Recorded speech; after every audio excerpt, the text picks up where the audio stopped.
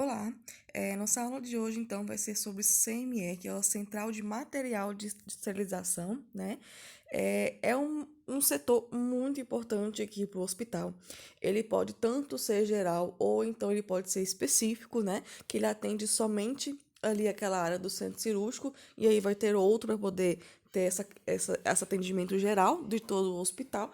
Porém, né, tendo, né, essas duas funções, eles têm a mesma estrutura, só que aí eles atendem, né, locais diferentes. E por que que muitas vezes eles fazem isso, né? As pessoas que administram o hospital fazem esse tipo de separação. Porque o CME, ele acaba que ah, tem que ter um cuidado maior com as pinças que estão voltadas para o centro cirúrgico, porque devem ser separadas, né? Então, todas as peças que são utilizadas em cirurgia, elas são separadas daquelas que são utilizadas para, né, procedimentos outros mais simples, cateterismo, né, e etc. Então, a gente tem essa separação de materiais. Então, por muitas vezes, por isso, quando o hospital não tem tanta estrutura física, ele opta por ter um CME, né, ali específico para o centro cirúrgico. Então, pessoal, né, o CME, ele é uma área responsável pela limpeza e processamento de artigos e também de instrumentos médico-hospitalares. Então, ele é responsável pelo controle, pelo preparo, pela esterilização e também pela distribuição de materiais. A finalidade dele, né, através da RDC número 307, né, de 14 de 11 de 2002, e ela é responsável por fazer todo o aporte técnico, né, para poder é, funcionar corretamente o CME. São processos muito detalhados, são processos que exigem muita atenção, né? São processos que mexem ali com tecidos orgânicos, porque a gente vai utilizar novamente aquelas pinças no paciente. Então a gente tem que ter um protocolo muito específico para poder então fazer o processamento desses artigos. Então a gente tem, né, através da RDC, condições para o atendimento direto e também a garantia da segurança na assistência, né, de enfermagem ali, de médica total geral de toda a cirurgia. Então a organização, né, ela tem o CML tem um apoio técnico, né, um auxiliar e também sob a responsabilidade de um enfermeiro subordinado ao gerente de enfermagem. Então, o enfermeiro dentro do CME, ele faz maior parte de supervisão.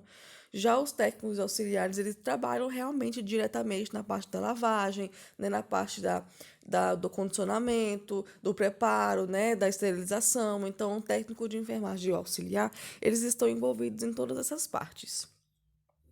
Então, a área física do CME é composta de três instâncias. Ela é composta da parte organizacional, que ela envolve os processos, as normas e também os recursos humanos. Ela também é definida pela área física, que ela vai incluir a área energia e tecnologia de todo o CME.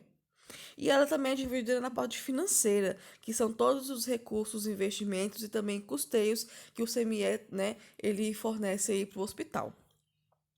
Então, para a gente conseguir trabalhar no CME, existem alguns pontos, algumas considerações que a gente tem que levar, né, em conta para poder fazer um bom serviço. Primeiramente, a gente, né, tem que analisar a demanda diária de artigos, que pode ser baseada no número e também na especialidade do hospital. Então, se o meu hospital ele atende cirurgias cardíacas, se o meu hospital atende cirurgias neurológicas, né, cirurgias ortopédicas, que são especialidades mais específicas, eu também vou ter que ter materiais específicos para esse tipo de cirurgia. Depende também muito da quantidade de leitos no hospital, porque os leitos só podem, né? A gente só pode fornecer cirurgias da quantidade de leitos que tem para poder receber o paciente. Então, se não tem leito o suficiente para poder receber o paciente no pós-operatório, então a gente não vai fazer então essa cirurgia porque não tem onde colocar o paciente depois. A gente não pode pegar esse paciente e transferir ele lá para a clínica médica, né? Ele tem que ficar na clínica cirúrgica. Então a gente faz esse processo, tá? A gente então calcula a quantidade de leitos que suporta a quantidade de pacientes que estão sendo submetidos à cirurgia. Devemos levar em consideração também a quantidade de salas operatórias. Quanto mais salas operatórias, né, mais procedimentos a gente poderá fazer. A gente tem que ver uma média diária de cirurgias, porque às vezes não tem equipe suficiente para poder fazer todas elas. Então a gente coloca aí né, uma quantidade média. E também muitas vezes, quando ela atende cirurgias de emergência, tem muita, né, cirurgia que aparece ali de surpresa. Então, as cirurgias que aparecem de surpresa não tem como a gente prever, né? Tem, assim, uma previsão, dependendo do local, se tem muita criminalidade, tem um tipo de acidente, a gente faz uma previsão, mas geralmente não tem como saber ao certo. Então, as cirurgias, elas são calculadas ali de uma forma, né, mais ampla. Porém, é, a gente consegue fazer essa provisão. A gente também tem que, né, levar em consideração a adoção ou não de artigos de uso único. Então, aqui a gente tem que saber se o hospital adota as medidas de artigos que são descartáveis ou que não são descartáveis. Os que são descartáveis, né, eles são mais caros um pouquinho, por isso que fica até mais barato para o próprio hospital fazer, então, a reciclagem de materiais, né, a esterilização. E algumas formas de tecnologia de estocagem e também de distribuição de artigos esterilizados aos clientes internos. Então, quanto mais tecnológico for o CME, mais rápido vai ser esse processo né, de preparo de materiais. Então, a gente também tem que levar isso em consideração.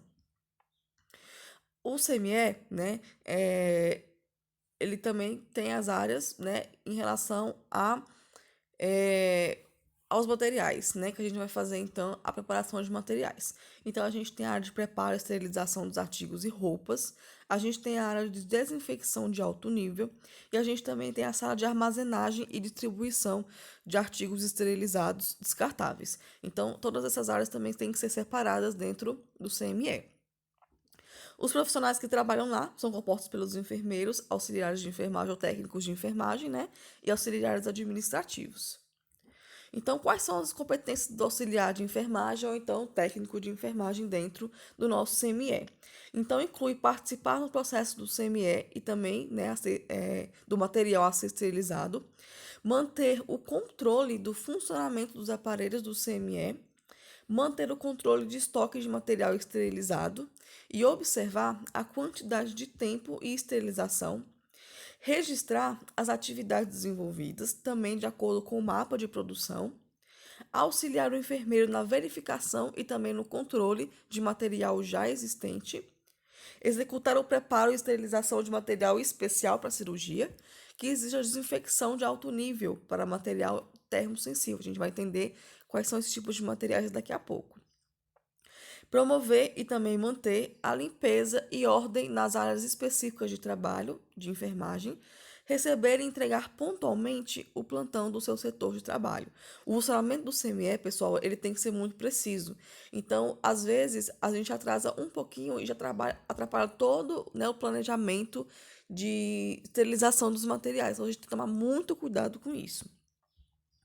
Devemos participar da avaliação de qualidade e também de trabalho do setor, participar de reuniões de equipe de enfermagem do seu setor, propondo sempre e sugerindo medidas que visam a integração da equipe e também o desenvolvimento profissional, atender à programação de treinamento do setor, manter rigoroso comportamento ético profissional, de acordo com o Código de Ética Profissional, e relatar as intercorrências em livro próprio e comunicar ao enfermeiro do plantão. Então, né, falando aqui sobre a dinâmica e o fluxo que tem que ter o CME, a parte suja, né, ela tem que ficar a parte separada, assim como na sala operatória. Então, aqui a gente tem que ter, primeiramente, o expurgo, que é aquela parte suja que vai receber os materiais. A gente tem que ir, depois disso, para a parte de preparo de material, né, que a gente vai ter uma carga de autoclave ali, que é uma área limpa.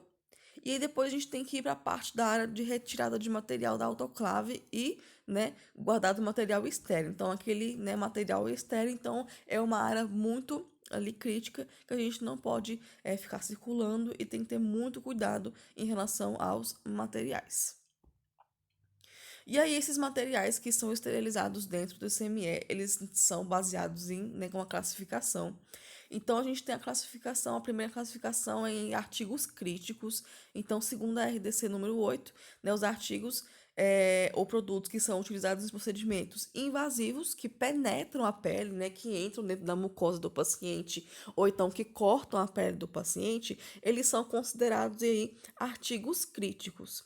Nós temos também os tecidos subepiteliais, né, que eles também, né, fazem o sistema vascular, incluindo os materiais que estejam diretamente conectados com essas regiões. E também, para esses artigos, a esterilização é o processo para que a gente, né, tenha aí os objetivos específicos satisfatórios. Então, para o tipo de artigos críticos, a esterilização é o tipo de preparo ideal para a gente poder reutilizar esses materiais novamente.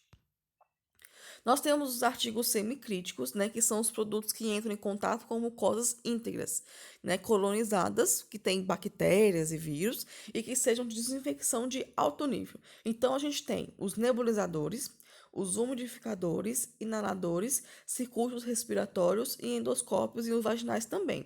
Então, são todos aqueles que entram na mucosa, a mucosa íntegra, né? Então, ele tem contato apenas com muco, com secreção e não com sangue. E aí, a esterilização desses artigos não é obrigatória, né? É desejável, porém não é obrigatória. E a gente então faz aí a desinfecção de alto nível apenas, tá bom? Então, lá nos artigos críticos, a esterilização ela é obrigatória, já que no semicrítico não é. Pode ser feito, mas não é. O que basta, né, para a RDC é que é feita a desinfecção de alto nível. E nós temos também os artigos não críticos, que são os produtos destinados ao contato com a pele íntegra, que elas não entram em nenhum contato com mucosa nem nada. E aí, né, eles vão exigir processamento mínimo de limpeza ou então a desinfecção. Nesse caso aqui também não se exige fazer uma esterilização, é só apenas a desinfecção, né? Pode ser feita, mas o mínimo é somente a limpeza. Então, a gente tem os termômetros, né, auxiliares digitais, os manguitos dos esfigmoamômetros, o sensor de oxímetro de pulso, garrote e também as comadres. Então, são materiais ali que ficam por fora do organismo do paciente, não são esterilizados e aí podem ser utilizados novamente. Então, falando um pouco então sobre os conceitos básicos dessa questão que a gente acabou de ver, né, das limpezas, infecções e também da esterilização. Então, a limpeza, ela consiste na remoção de sujidades visíveis. Então, aquele sangue, aquele muco, aquela secreção que a gente vê ali, né, orgânica ou pode ser inorgânica também, de um artigo. Então, a gente vai ter essa retirada aí dessa carga microbiana. É uma etapa essencial e indispensável para o procedimento de todos os artigos críticos, semicríticos e não críticos. E ele deve preceder também a desinfecção e também a esterilização. Os objetivos da limpeza incluem reduzir uma progressão logarítmica, né, a carga microbiana natural dos artigos, extrair contaminantes orgânicos e também inorgânicos e remover a sujidade dos artigos. As formas de limpeza que a gente tem, nós temos a forma de limpeza manual, que ela é executada por meio de fricção com escovas de uso de soluções de limpeza, né? A gente usa aí degermantes enzimáticos, que são esses degermantes, né, sabões mais fortes. Nós temos a limpeza automatizada, que ela faz, né, através do uso de máquinas para limpeza de artigos. Nós temos a lavadora ultrassônica, que é um equipamento muito moderno, muito caro, né? Que ela vai remover a sujidade pelo processo de cavitação por meio de bolhas, né?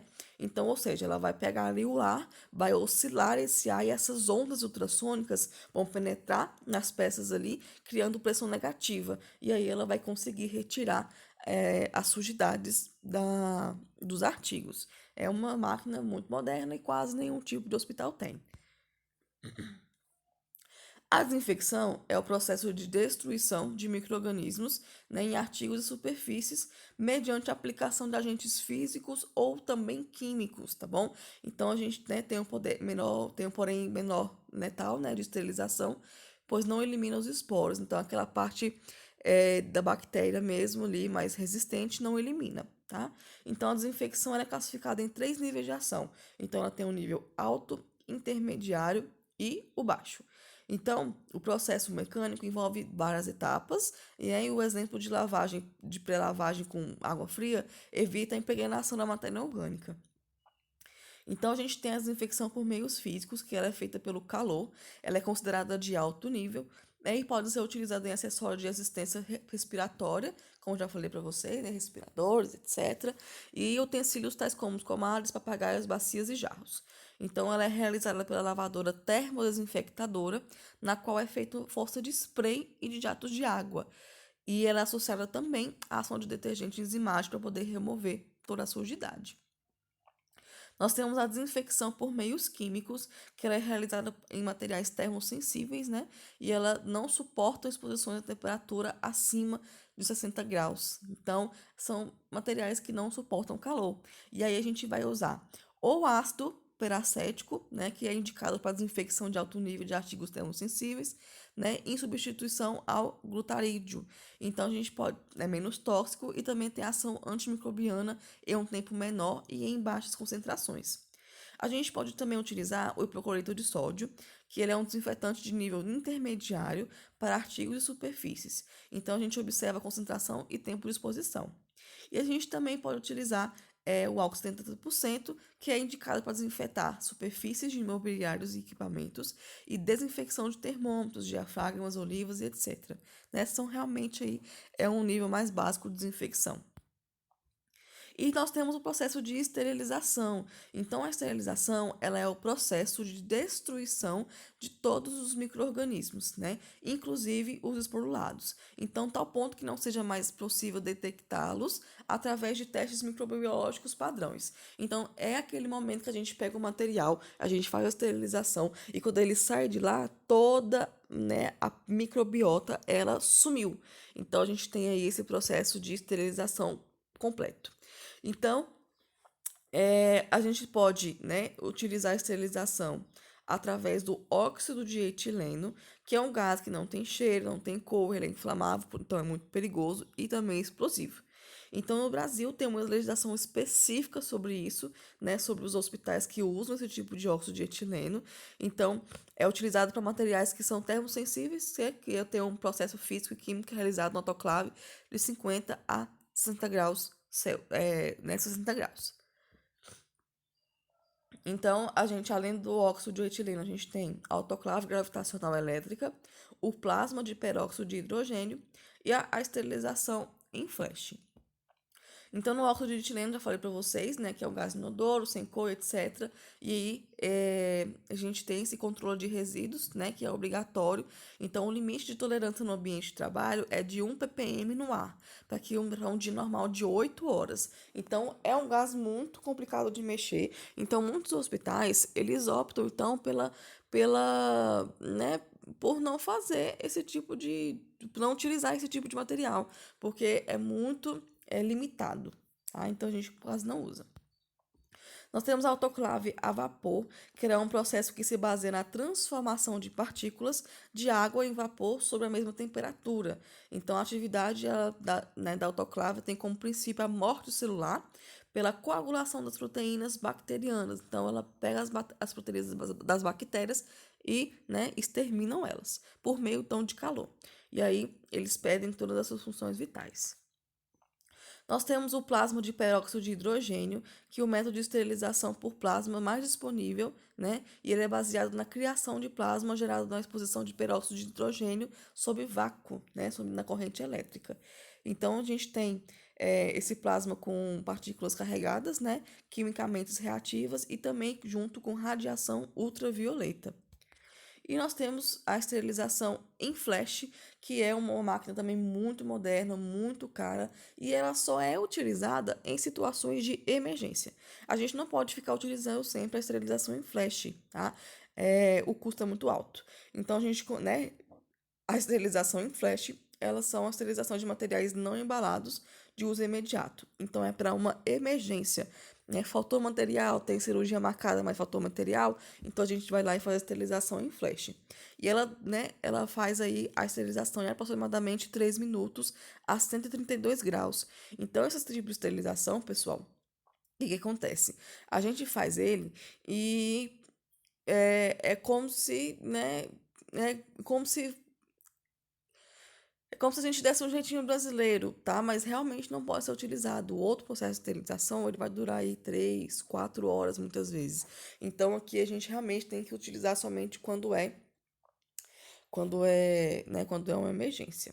Então, é muito cuidado, né, se tiverem a experiência de ter contato com esse tipo de esterilização flash, muito cuidado, né, no manejo aí, porque é uma máquina muito cara e é uma máquina que requer muitos recursos caros também.